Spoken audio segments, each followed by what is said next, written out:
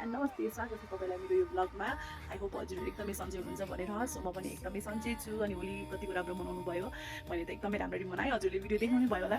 So आज चाहिँ म जान लागेको छु म जन्मेको ठाउँमा, यानि कि माइती। अनि यो प्लानिङ चाहिँ 81 भयो।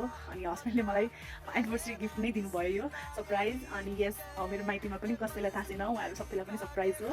अनि म किन जान लागेको छु भनेर चाहिँ थाहा पाउनुको लागि चाहिँ हजुरले यो भिडियो चाहिँ लास्टसम्म हेर्नुपर्ने छ। एकदमै 81 नै प्लानिङ भयो। सो प्याकिङ गर्दैछु, मैले थोरै सपिङ पनि गरेँ, अब भ्याउँदिनँ, त्यही भएर त्यति सपिङ गरिनँ। अनि आज चाहिँ मेरो भदैनीको बर्थडे, उसको लागि मात्रै थोरै सपिङ गरेँ मैले चाहिँ। अनि हजुरलाई देखाउँछु है। सो यो चाहिँ मैले मेरो भदैनीको लागि किनेको टी सर्ट अनि हाफ प्यान्ट। अनि मम्मीको लागि थोरै कोसेली छ यहाँ, मेरो मम्मीलाई एकदमै मनपर्छ यो। अनि यहाँ चाहिँ मैले प्याकिङ गरिसकेको छु के लाने भनेर। अनि एकदमै हतारले प्याकिङ गरेको। सो अब हेर्छु म फेरि केही छ कि बिर्सेको छु भनेर।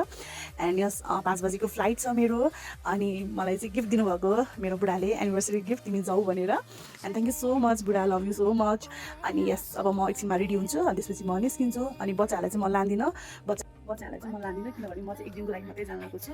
अनि मेरो बच्चाहरू चाहिँ त्यहाँ मेरो आमाजुकोमा जानुभएको छ, अनि उतै बस्छ नानीहरू।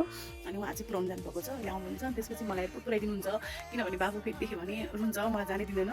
सो त्यही भएर चाहिँ बच्चाहरूलाई चाहिँ मैले पहिला त्यहाँ पुऱ्याएर आउनु, त्यसपछि मलाई पुऱ्याइदिनु भन्नुभयो। मम्मी अब जानुभएको छ, म रेडी हुन्छु, अनि त्यसपछि निस्किन्छु। अनि म हजुरहरूलाई मेरो फ्यामिलीको रिएक्सन देखाउँछु है, कस्तो आउँछ भनेर।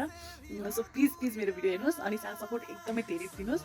अनि आइएम सो ह्याप्पी, हजुरहरूले जति सक्दो माया दिनु भएको नै छ होइन। अनि यस, मेरो युट्युब च्यानल पनि छ। सो त्यहाँ गएर पनि हजुरले हेर्न सक्नुहुन्छ, लक्ष्मी राई नै हो नाम चाहिँ। अनि यस, त्यहाँ पनि लाइक सेयर सब्सक्राइब गरिदिनुहोस्। यति मात्रै भन्न चाहन्छु। अब म रेडी भएर निस्किन्छु है। यहाँबाट चाहिँ म घरबाट निस्किसकेको छु एयरपोर्ट जानको लागि। सो हामी चाहिँ एयरपोर्ट पुग्न पनि लागिसकेको छु। आज चाहिँ जाम त्यति थिएन, टाइममै आइपुगेँ।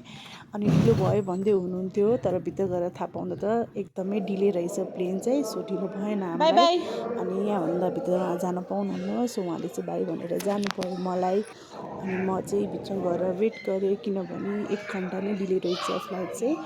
सो यहाँ भने चाहिँ अब हामी बसमा जान्छौँ।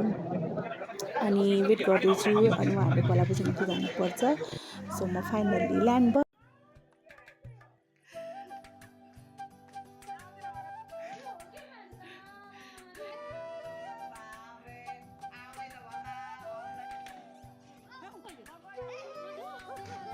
सो हजुरहरूले मेरो फ्यामिलीको रियाक्सन देखिसक्नुभयो, दे आर सो ह्याप्पी। अनि यस, म चाहिँ आएको छु मेरो भाइको इङ्गेजमेन्टमा।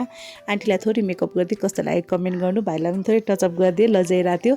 एन्ड म चाहिँ रेडी भएर निस्किसकेछु, मेरो भाउजू अनि मेरो भदैनीहरू भएर।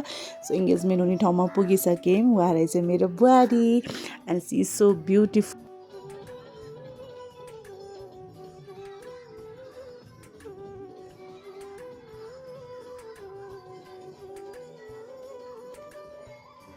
भाइको इङ्गेजमेन्ट एकदमै राम्रो तरिकाले भयो। मैले चाहिँ केही फोटोहरू लिएँ, अनि केही भिडियो चाहिँ मैले लिन पाइनँ, so sorry. And yes, thank you for watching my video, bye by.